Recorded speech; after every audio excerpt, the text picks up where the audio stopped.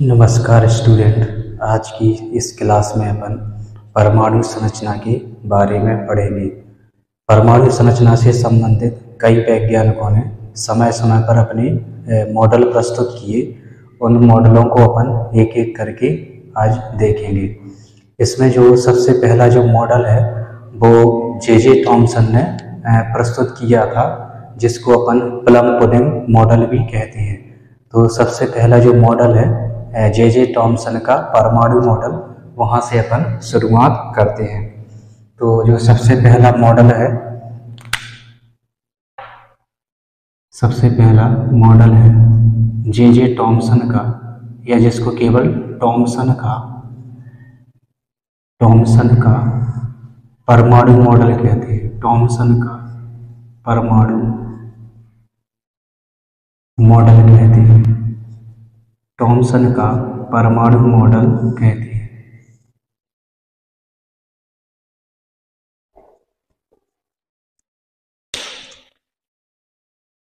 परमाणु की संरचना को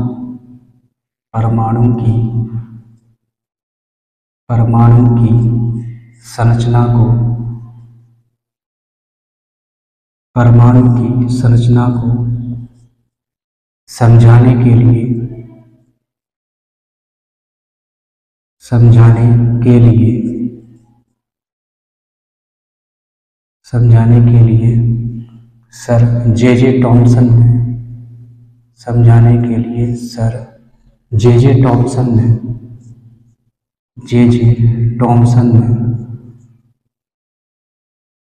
जे थॉमसन ने अपना मॉडल या परमाणु मॉडल लिख सकते हैं। अपना परमाणु मॉडल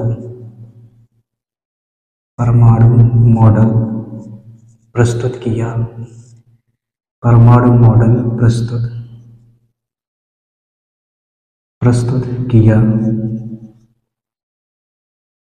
किया। जिसे थॉमसन का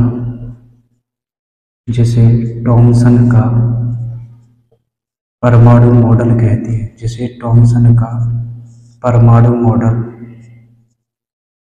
परमाणु मॉडल कहते हैं। जिसे थॉमसन का परमाणु मॉडल कहते हैं। तो परमाणु की संरचना को समझाने के लिए सर जे थॉमसन ने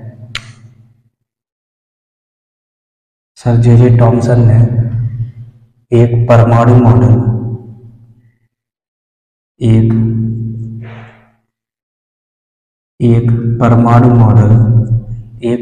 मॉडल प्रस्तुत किया, जिसे थॉमसन का परमाणु मॉडल कहते हैं।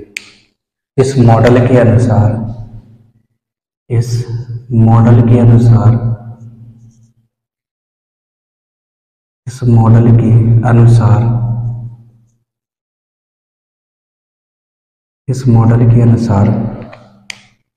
परमाणु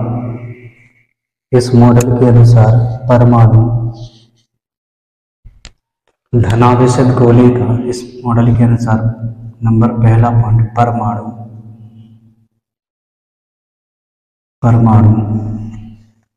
धनावेशित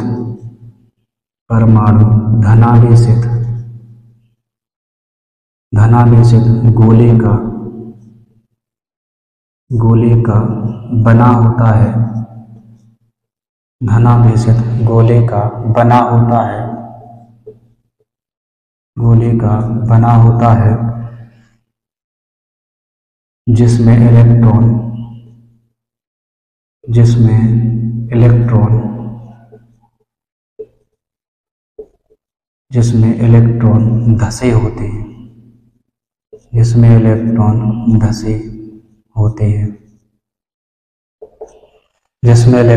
धसे होते हैं। तो इसकी जो संरचना है उन्होंने मॉडल की इस तरीके से, जैसे तरबूज होता है तो तरबूज के आकार की इन्होंने बताई थी। इसलिए इस मॉडल को प्लम पुडिंग मॉडल भी कहते हैं। इसके बाद इन्होंने जो दूसरा पॉइंट बताया था, परमाणु में धनावेशित परमाणु में धनावेशित और ऋणावेशित, परमाणु में धनावेशित और ऋणावेशित, परमाणु में धनावेशित और ऋणावेशित आवेश परिमाण में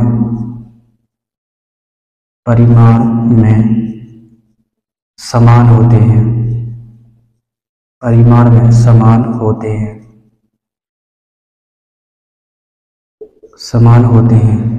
इसलिए परमाणु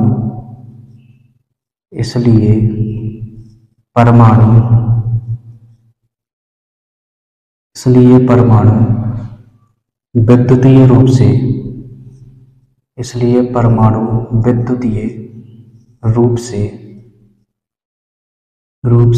उदासीन होता है। इसलिए परमाणु विद्युत रूप से उदासीन होता है, मतलब कि परमाणु पर किसी प्रकार का कोई चार्ज नहीं होता। जितने उसमें धनावेशित पार्ट होंगे उतनी उसमें ऋणावेशित पार्ट भी होते हैं। इसलिए जो पूरा का पूरा जो परमाणु है वो उदासीन होता है। इसके बाद इसमें अपन इसका चित्र बनाएंगे। तो चित्र कुछ इस तरीके से है इसका।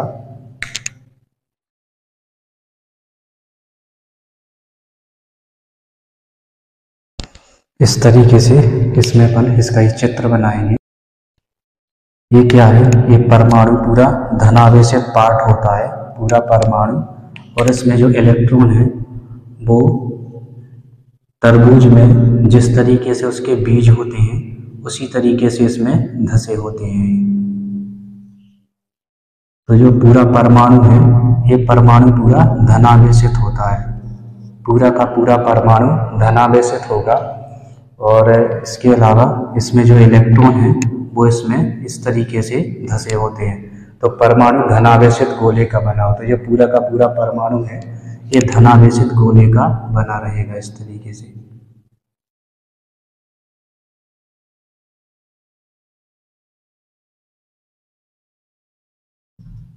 इस तरीके से जो पूरा परमाणु है ये धनावेशित गोले का बना होता है और इलेक्ट्रॉन इसमें धसे होते हैं। चूंकि इसकी जो संरचना है वो तरबूज के मॉडल के अनुसार, जैसे तरबूज होता है वैसे ये मॉडल दिखाई देता है, इसलिए इसको अपन तरबूज मॉडल या प्लम पुडिंग मॉडल भी कहते हैं। तो जे टॉमसन का ये सबसे पहला मॉडल था। इन्होंने परमाणु की संरचना को समझाने के लिए कुछ इस तरीके का जो मॉडल है वो प्रस्तुत किया था। इसके बाद अगले जो वैज्ञानिक आए वो आए रदरफोर्ड।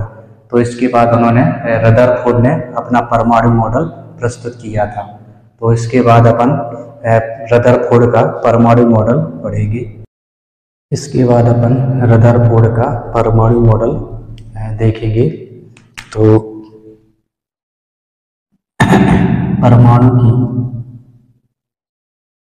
परमाणु की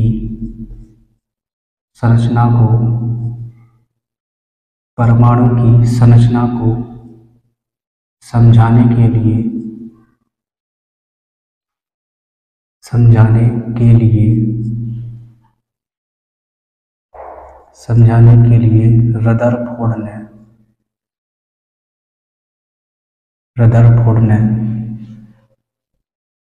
रदरफोर्ड ने एक प्रयोग के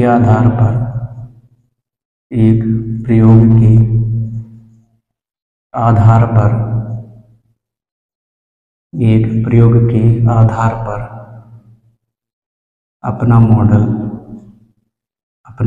परमाणु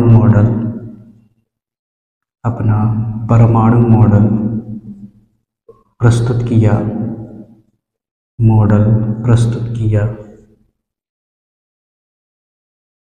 किया था, जिसे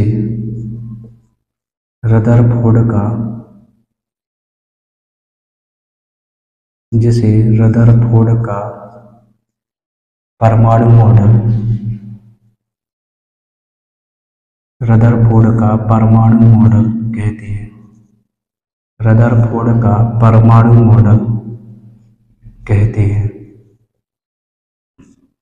रदरफोर्ड का परमाणु मॉडल कहते हैं। तो इन्होंने सबसे पहले एक प्रयोग किया था जिसे अल्फा कण प्रकीर्णन प्रयोग भी कहते हैं। तो इन्होंने एक प्रयोग किया था अल्फा कण प्रकीर्णन प्रयोग। अल्फा कण प्रकीर्णन प्रयोग। अल्फा कण प्रकीर्णन प्रयोग। तो इन्होंने एक प्रयोग किया था अल्फा कण प्रकीर्णन प्रयोग, जिसमें क्या है, इन्होंने एक सोने की बहुत ही पतली महीन पन्नी ली थी और उस पर अल्फा कणों की बौछार की थी। तो सबसे पहले अपन इसके अल्फा कणों का जो प्रकीर्णन प्रयोग है रदरफोर्ड का, उसके जो कुछ पॉइंट होते हैं उसके बारे में अपन पढ़ेंगे।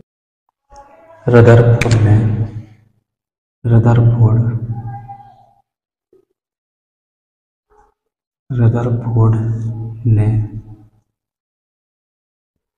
यह प्रयोग सोने की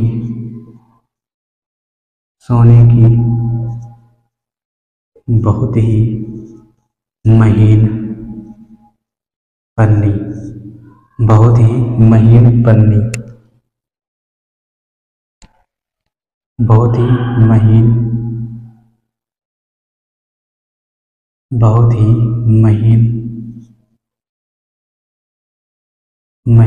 पन्नी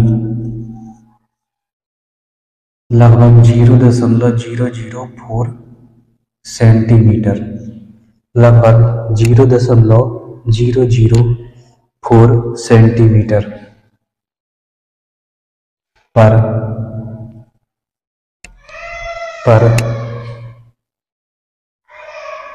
रेडियो सक्रिय स्रोत से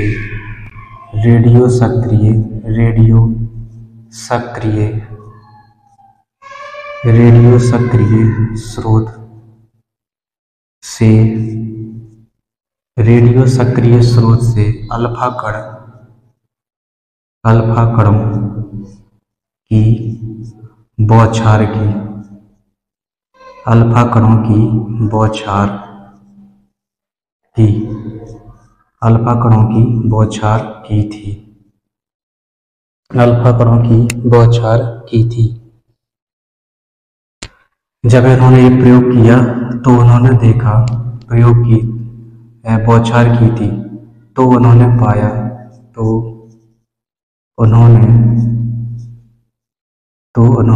देखा कि कुछ अल्फा कण या अधिकांश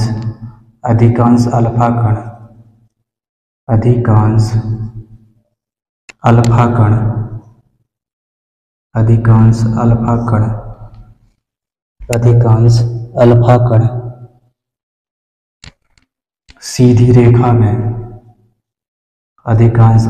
कण सीधी रेखा में सोने की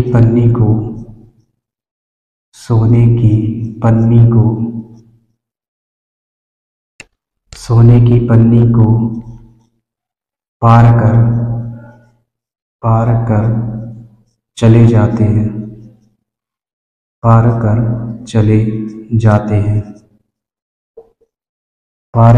चले जाते हैं। कुछ अल्फा कण, दूसरा पॉइंट है, कुछ अल्फा कण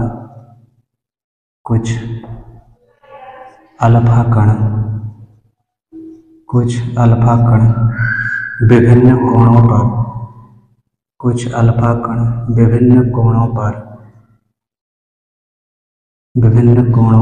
से विचलित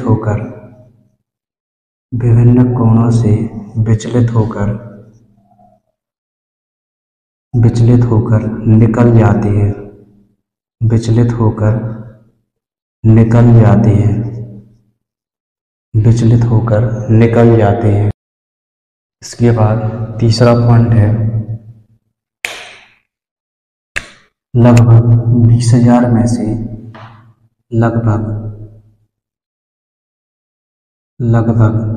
20,000 लगभग 20,000 अल्फा कणों 20,000 अल्फा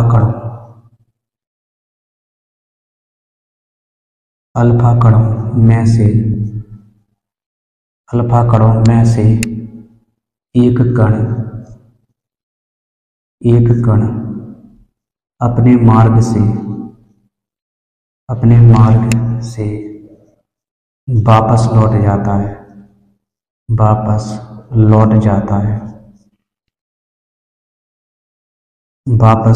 जाता है जैसे कि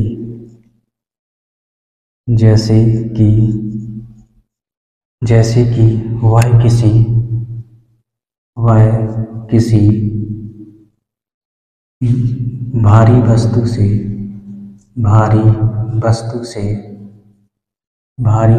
से टकरा गया हो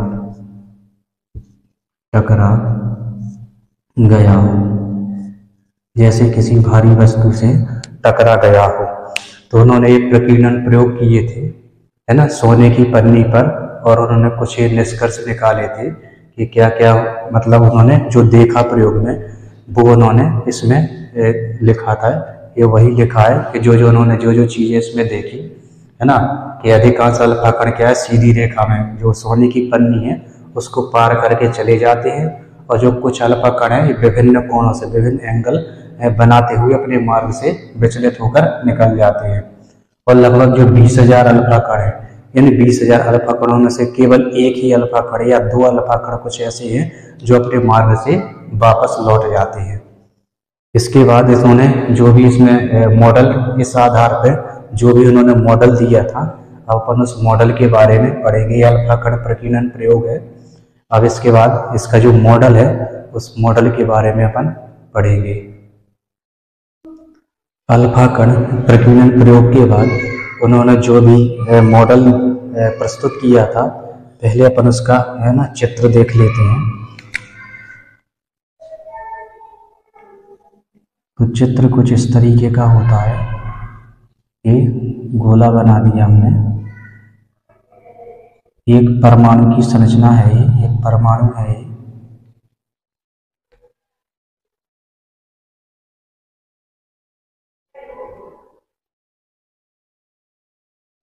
परमाणु है, ये इसका नाभिक केंद्र है, इसके मध्य में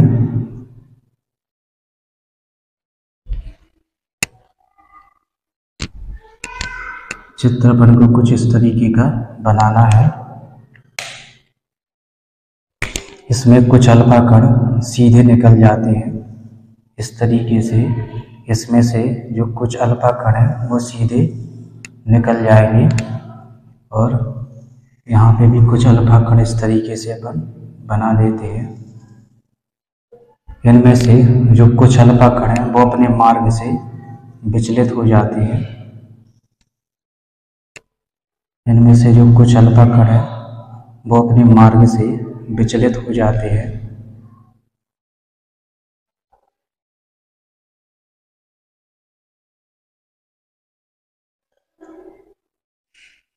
इसके बाद कुछ अल्फा कण अपने मार्ग से वापस लौट जाते हैं इस तरीके से।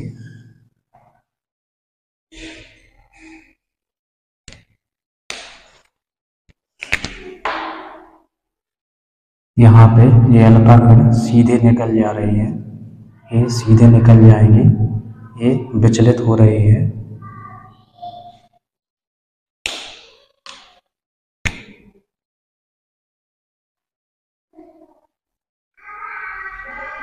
इसके बाद ये जो अल्फा कण है ये आएंगे, इस तरीके से आते हैं और अपने मार्ग से वापस लौट जाते हैं इससे टकरा कर। ये सीधे निकल जाएंगे, ये सीधे निकल जाएंगे, कोई मार्ग से विचलित हो जाते हैं। तो इस तरीके से ये विचलित हो रहे हैं। इस तरीके से अपन इसका चित्र बना सकते हैं। तो ये परमाणु का नाभिक है। तो इससे जैसे ही अपन इसके कुछ पॉइंट लिखेंगे तो अपन लिखेंगे इसमें, इस मॉडल के अनुसार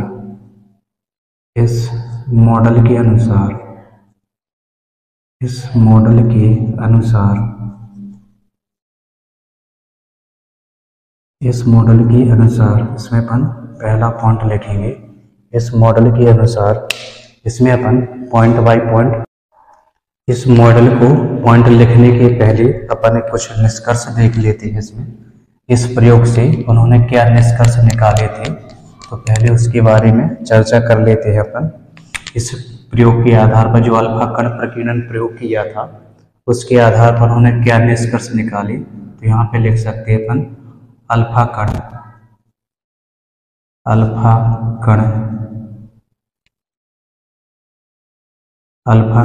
प्रकीर्णन प्रयोग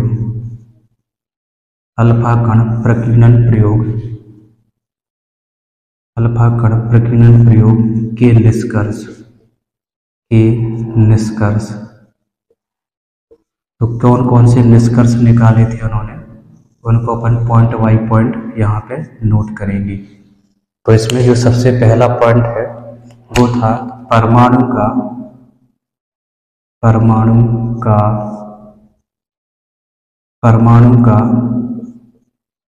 अधिकांश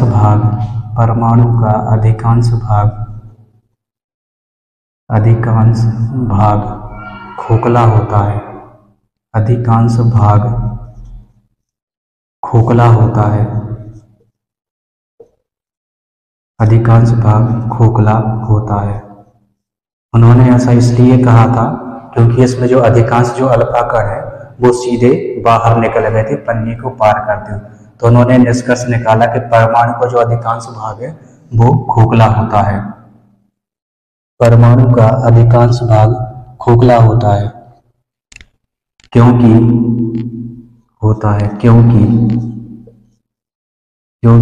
अधिकांश अल्फा कण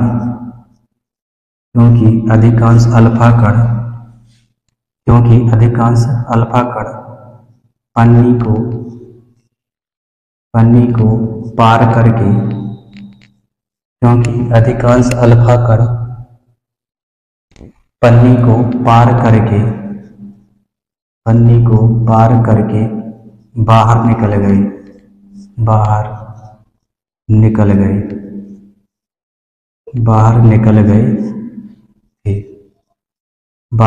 गए थे। इसके बाद दूसरा पॉइंट है, दूसरा निष्कर्ष हो जाएगा कि परमाणु का अधिकतम द्रव्यमान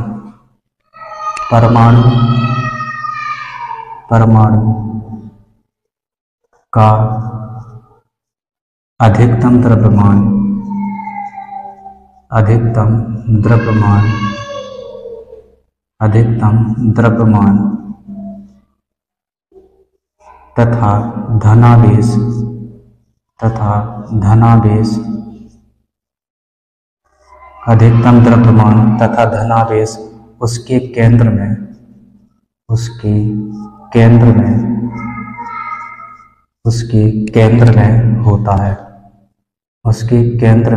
होता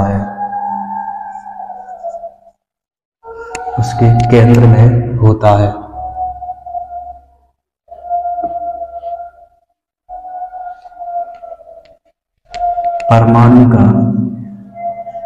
परमाणु का यह केंद्र नाभिक कहलाता है। परमाणु का यह केंद्र नाभिक कहलाता है। तो सबसे पहले रदरफोर्ड ने ही नाभिक के बारे में बताया था। जो नाभिक है, या ये कह ले, दूसरे प्रकार से कह ले कि जो नाभिक की खोज है वो रदरफोर्ड ने की थी। ठीक है ना। तो उन्होंने अपने प्रयोग में, है ना, नाभिक या जिसको न्यूक्लियस भी बोलते हैं, तो है ना, रदरफोर्ड ने सबसे पहले इसकी खोज की थी। इसके बाद अगला पॉइंट हो जाता है, इसके बाद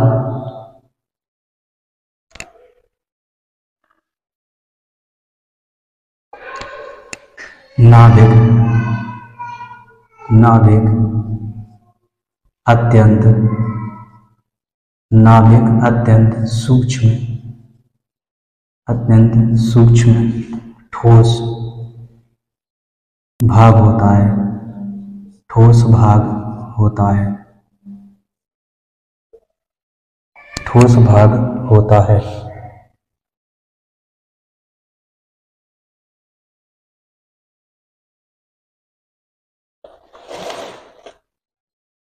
इस तरीके से उन्होंने कुछ निष्कर्ष निकाले थे और इसका जो संपूर्ण द्रव्यमान और जो धनावेश इसके नाभिक में स्थित होता है।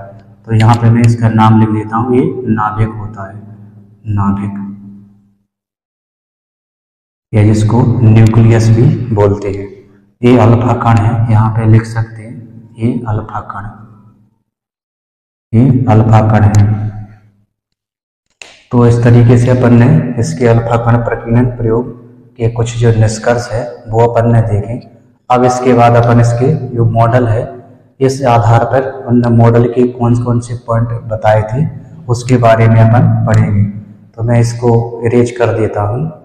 अब इसके बाद अपन इस मॉडल के आधार पर जो पॉइंट दिए गए थे उसके बारे में पढ़ेंगे। तो इस मॉडल के अनुसार, इस मॉडल के अनुसार, मॉडल के अनुसार इस आधार पर उन्होंने जो मॉडल दिया था है ना, उसकी जो पॉइंट है वो पढ़ेंगे। तो इसमें जो सबसे पहला पॉइंट हो जाता है, सबसे पहला पॉइंट है परमाणु का केंद्र धनावेशित होता है। परमाणु का केंद्र,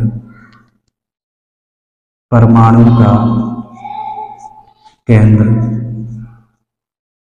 धनावेशित होता है, धनावेशित होता है। परमाणु का केंद्र धनावेशित होता है, केंद्र धनावेशित होता है। परमाणु का केंद्र धनावेशित होता है, जैसे नाभिक कहते हैं, जैसे नाभिक कहते हैं, जिसे नाभिक कहते हैं, जिसे नाभिक कहते हैं। परमाणु का, इसके आगे है परमाणु का, परमाणु का लगभग, परमाणु का लगभग संपूर्ण द्रव्यमान, संपूर्ण द्रव्यमान, लगभग संपूर्ण द्रव्यमान उसके नाभिक में होता है, उसके नाभिक में होता है, नाभिक में होता है। संपूर्ण द्रव्यमान उसके नाभिक में होता है।